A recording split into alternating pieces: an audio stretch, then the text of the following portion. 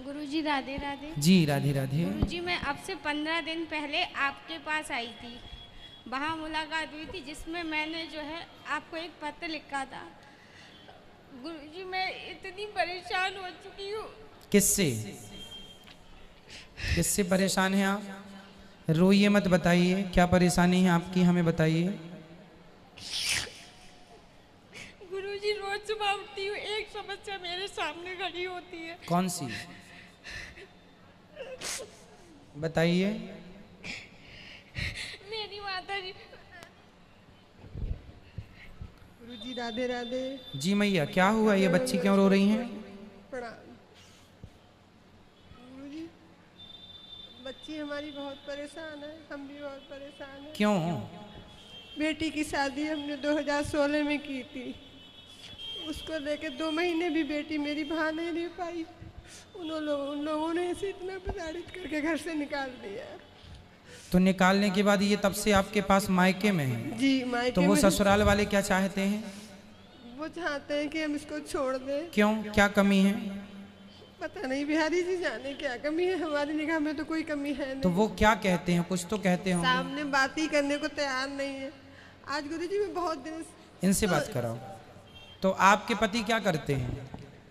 गुरुजी जब मैं वहाँ थी तो जो है वो मोटर पार्ट्स का बिजनेस करते हैं। आज की तारीख में वो जिंदा है या मर गए मुझे ये भी नहीं पता है।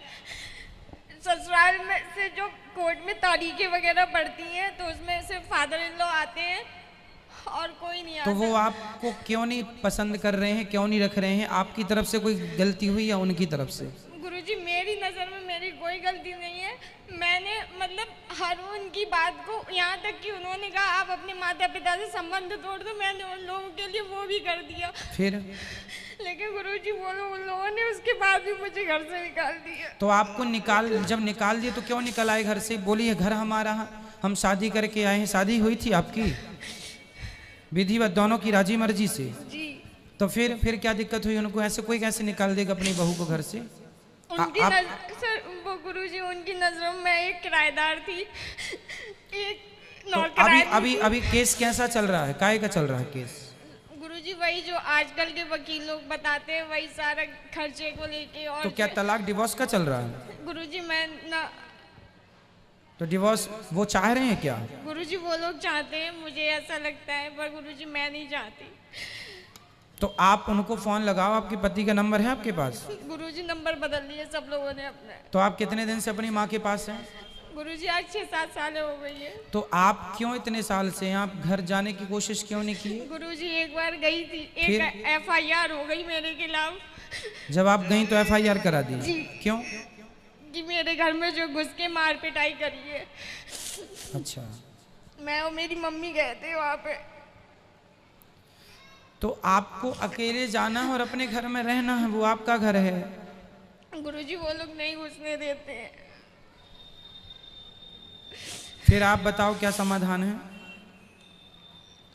गुरुजी बस आशीर्वाद दे दीजिए। आशीर्वाद है। बच्चे हैं आपके? शादी अभी कितनी उम्र है आपकी? मेरी गुरुजी 28 साल। चलिए उनसे कोई बातचीत यदि हो तो फिर हम बात कर लें, बात करके समझाया जा सकता है। देखो रिश्ते गलतफहमी से टूट जाते हैं। वो क्यों गलतफहमी में है, वो क्यों तोड़ना चाहते हैं रिश्ते, कुछ जानकारी है कि वो क्यों तोड़ना चाहते हैं? गुरुजी मेरी मतलब एक जगह से मुझे सुनने में आया उन्होंने दूसरी शादी भी कर ली है। तो फिर आप तो केस कर सकते हैं उन पर कि भाई शादी तलाक हुआ नहीं, डिवोर्स हुआ नहीं, आपने केस शादी कैसे कर ली? गुरुजी मेरे पास प्रूफ नहीं है इस बात का। प्रूफ नहीं है? Court proof. कहाँ रहते हैं आप लोग? आप मतलब ससुराल कहाँ है आपकी? ससुराल भी बरेली में गुरुजी, मैं भी बरेली में ही हूँ। तो बरेली से बरेली वो तो पता चल जाता है, अड़ोसी पड़ोसी सबसे बड़े संवाददाता होते हैं। वहाँ गुरुजी सब मीरगंज एक जो है तहसील पड़ती है बरेली डिस्ट्रिक्ट के पास में, वहाँ सब लोग एक से हैं, एक थाली के चट्टे बट्टे हैं कि अगर मैं जाती हूँ वहाँ पे अगर किसी से जरा सा भी पूछूंगी तो कोई मेरे लिए एक इतनी सी भी बात बताने को तैयार नहीं है। चलो फिर आप भगवान के भरोसे छोड़ो, भगवान सब अच्छा करेंगे। जो आप अच्छे से अच्छा अपने लिए सोच सकते हैं वो सोचिएगा और भगवान का चिंतन करते रहिए, कथाएं सुनते रहिए। जो भगवान करेंगे अच्छा करेंगे, पर उनको ऐसा आपके साथ नहीं करना चाहिए। यदि शादी कर ली है तो आपको इंक्वायरी करना चाहिए और आपको कंप्लेंट करना चाहिए। गुरुजी मैं PCJ की तैयारी कर रही हूँ, आशीर्वाद दे दीजिए। बिल्कुल, आपको भगवान सफल जरूर बनाएंगे।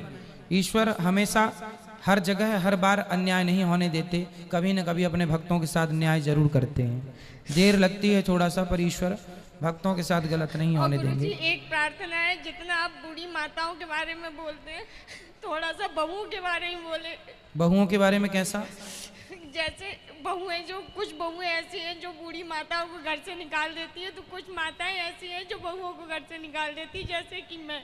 आज की कथा में हमने ये बात बोली है, शायद आज की कथा में बोली है कि सासों को भी बहुओं के साथ मिलजुल के, बहुत अच्छा आज की कथा में हमने बोला। तो आज ही हमने बोला है बेटा, हमारी ओर से तो देखो समाज में जो बातों की जरूरत है, उस ऐसा समाज का, घरों का ऐसा कोई मुद्दा नहीं है जिस मुद्दे पे ये दास अनिरुद्ध बातें ना करता हो चर्चा। इसलिए ताकि लोगों के जीवन में सुधार आए, कैसे रिश्तों को निभाना है, कैसे चलाना है, सब कोशिश तो हमारी है। भगवान आपको कभी दुख ना दें, कभी आपके जीवन में कोई संकट ना आए, यही मेरी प्रार्थना रहेगी। आप सदा खुश रहें और आप रोइए मत। देखो जीवन काटना है, निर्णय लेना है, रो कर नहीं, खुश रह के करो। खुश रहोगे तो विचार अच्छे आएंगे, कुछ कर पाओगे अपने लिए, नहीं तो रोते रोते जिंदगी और आप बीमारियों का घर बन जाएंगे। राधे राधे महाराज जी, ये मेरी बहन है और मेरी माता जी हैं। मैं बरेली से हूँ और मैं हरिद्वार में जॉब करती हूँ। मुझे आपसे कुछ ये पूछना है कि मेरे मन में बड़ी दुविधा रहती है। मैं माधव जी की सेवा करती हूँ। अब मैं हरिद्वार चली गई तो जब मैं लेकर जाती हूँ इनको, तो सुबह में सेवा कर पाती हूँ, शाम में, दोपहर में ये अकेले रह जाते हैं। और जब नहीं ले जाती तो मुझे औरत शादी के बाद भी अपने पति से भी ज़्यादा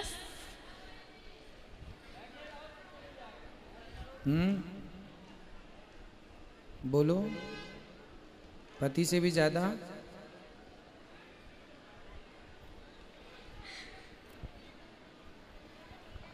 पूछो, संभालो अपने आप को, बोलो। पति से भी ज्यादा कृष्ण से प्यार करती है तो क्या है?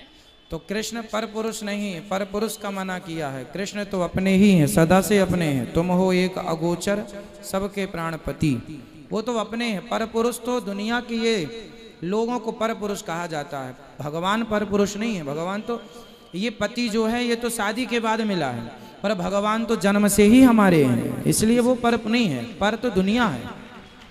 और एक अगर मतलब शिव मंदिर भी गए, गणेश मंदिर भी गए, कृष्ण मंदिर भी गए, अगर कोई सारे मंदिर मतलब दुर्गा माँ के भी मंदिर गए, नारायण लक्ष्मी के भी मंदिर गए, अगर कोई सबसे ज़्यादा कृष्ण मंदिर में ही भावुक हो जाता है तो उसमें भगवान के बीच भेद है क्या?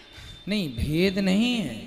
घर में बहुत सारे लोग होते हैं ना, जब एक बहू घर में आती है दुल्हन बन कर के ससुराल जाती है, तो वहाँ उसका पति भी होता है, देवर भी होता है, जेठ भी होता है, सास भी होती है, जेठानी भी होती है, ससुर भी मतलब बहुत सारे सदस्य होते हैं, है ना। तो देखो ससुराल में होते बहुत लोग हैं, आप सम्मान भी सबका करते हैं, प्यार भी सबसे करते हैं, पर समर्पण केवल पति में करते हैं, हाँ या ना जी। उसी तरह सम्मान सबका कीजिए, सभी देवी देवताओं का सम्मान कीजिए, सभी का आदर कीजिए, पर समर्पण अपने इष्ट भगवान के चरणों में करना चाहिए। जो आपके इष्ट हैं, जैसा आपने कहा श्री कृष्ण, तो आपको भगवान श्री कृष्ण में समर्पण करना चाहिए। परंतु आप सबको सम्मान, गणेश जी का भी आदर बना रहे, भगवान शंकर जी का भी आदर बना रहे, सम्मान करते हैं, लेकिन भावुक समर्पण, ये जो आप भावुक बोल रहे हैं ये आपका समर्पण है, अच्छा है। भावुक हो जाना भगवान के आगे ये दर्शाता है कि आप भगवान से प्रेम करते हैं, और प्रेम की ही पर्यायवाची भक्ति है। ये जो भक्ति है वो प्रेम भक्ति यही है कि आंखों में आंसू आ जाएं भगवान के लिए देख कर, बस यही तो प्रेम है। भगवान इसी प्रेम के भूखे हैं, कोई फॉर्मेलिटी के भूखे नहीं है भगवान।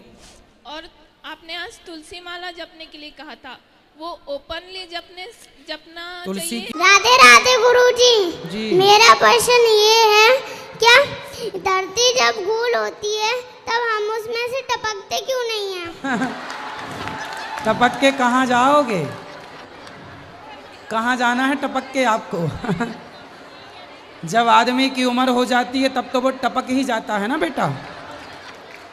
तो आपको अभी रहना है धरती में, भले गोल है, जब अपना टाइम आएगा तो अपन भी टपकेंगे। एक टाइम पर टपकता है आदमी। आपके दादाजी हैं? दादाजी हैं? दादाजी? हाँ। दादी हैं? तो दादी जी कहाँ गई? टपक गई। धरती गोल है ना, दादी जी टपक गई। ऐसा ही है, जब दादी जी की उम्र में आप पहुंचेंगे, जब उम्र होती है आप 100 साल की हो जाएंगी, तब फिर 100 साल बाद, पूरी उम्र के बाद फिर आदमी टपक जाता है। ठीक है? धन्यवाद। काहे का धन्यवाद? काहे का धन्यवाद बताओ? आपने मुझे क्वेश्चन दिया इसलिए। अच्छा ठीक है।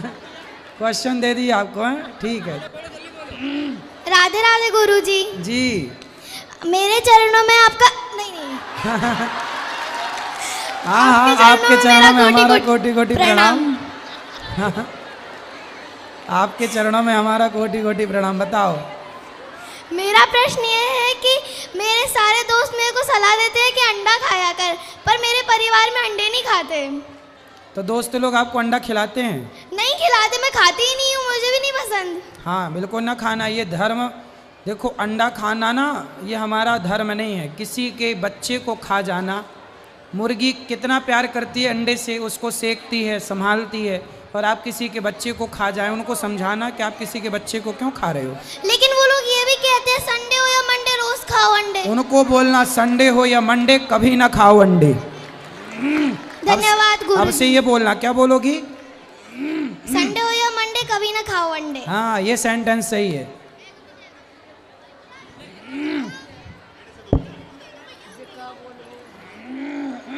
जैसे क्या खिला देते हैं? नॉन वेज, तो क्या तो ये मेरे को खिला देते तो ये नरक में जाएंगे या मैं जाऊंगा? आप बता दीजिए गुरुजी। दोनों ही जाओगे नरक में। दो सर, मेरे को पता ही नहीं रहता, ये खिला देते हैं। अरे तो ये तो धोखा हो गया ना। ये दोस्त नहीं है पर ये धोखेबाज है। हाँ गुरुजी। ऐसा दोस्त जो आपके परमिशन के बिना खाने में मांस मिला के आपको खिलाए, ये तो छल हो गया ना बेटा। गुरुजी वो आया है, आप उससे बात कर सकते हैं गुरुजी। बात कराओ। राधे राधे गुरुजी। अरे तुम दोस्त हो कि दुश्मन हो? अरे गुरुजी, इनका भी मन होता है। काय का मांस खाते हो? गाय का? ना ना गुरुजी। हैं? पिताजी का? मुर्गे का। मुर्गे का? हाँ। और अच्छा तुम्हारे पिताजी हैं? नहीं है गुरुजी। तो जब मरे थे तो आप? ना ना, मरे नहीं है, घर पे हैं। अच्छा। तो जब जाएंगे तो उनका पका के खाओगे कि नहीं मांस? ना ना गुरुजी। अरे पका के खा लेना, आज टांग खा लेना, कल हाथ खा लेना। बकरे का मुर्गे का तो खाते ही हो, तो बाप का खाने में दिक्कत क्या है? ना ना गुरुजी। बेटा मांस तो मांस है ना, चाहे बकरे का हो चाहे बाप का हो। अंतर क्या है ये बताओ? खुद का बाप बाप है और मुर्गा खा जाओ, मतलब तुम्हारा कैसे युवा हो, कैसे सनातनी हो, तुम स्वाद के लिए किसी की हत्या कर रहे हो। बकरा खाना क्या दाल चावल सब्जी रोटी नहीं है तुम्हारे यहाँ? है गुरुजी। तो काहे खाते हो किसी की हत्या करके? अच्छा लगता है जब किसी अच्छा लगता है। ये भी खाते हैं गुरु। तुम नाले का पानी अच्छा लगेगा वो भी पीने लग जाओगे? नहीं गुरुजी। गोबर अच्छा लगेगा गोबर भी खाने लग जाओगे? नहीं गुरुजी। फिर मतलब तुम्हें कल से गाय का मांस कोई खिलाए और वो अच्छा लगने लग जाए, तुम गाय को खाने लग जाओगे? गुरुजी आप बता दो मैं नरक में जाऊंगा ये? तुम दोनों जाओगे। और बात करा उससे, छोरा से। ए बेटा, मांस खाना सही है? गलत है गुरुजी। कब से छोड़ोगे? अभी से। पक्का माँ कसम खाओ कि नहीं खाओगे? नहीं खाएंगे। हैं? नहीं खाएंगे। माँ कसम खाओ। माँ कसम। आज से मांस नहीं खाओगे? नहीं खाएंगे। अच्छा ये बताओ, मांस खाना सही है बेटा? नहीं गुरुजी। ये बताओ कि आपकी ये कोई कह रहा है बॉडी बनती है। ये अच्छा, तो मैं दाल चावल सब्जी रोटी खाने वाले से लड़ाऊं, तुम हार जाओगे? हाँ गुरुजी। सुनो, एक उंगली जरा काट के दे दो हमें, हम भी उसको पका के खाएंगे तुम्हारी। नहीं गुरुजी। दे सकते हो? दर्द होगा? होगा। खुद की एक उंगली नहीं दे सकते और पूरी की पूरी मुर्गी अपने स्वाद के लिए मुर्गा खा जाते हो, तुम्हें शर्म भी नहीं आ रही है? दांत खींच रहे हो किसी की हत्या करके। बेटा जी हमने हत्या नहीं की, ये अरे- कटवा के कहीं से। अरे तो ये भी तो आखिर मारा गया ये लाते आपके हैं। लिए ना। ये लेके आता है। नहीं मैं ही लाता। क्यों तुम लेके आते हो? नहीं मैं लेके नहीं आता, मेरे को मजबूर करते लाने के लिए। हैं? मजबूर करते हैं, मजबूर। मजबूर करते तुम ले आते हो। हाँ। तो मजबूर करेंगे तो तुम कुछ भी ले आओगे? नहीं। फिर तुम अपनी बहन बेटी को भी ले आओगे? नहीं। फिर मजबूर तो कह रहे हो कि मजबूर। नहीं, दोस्त है। अरे दोस्त है तो कुछ भी खाएगा। नहीं। मिर्ची का धुआं देना चाहिए ऐसे दोस्तों को। धुआं दूं? नहीं।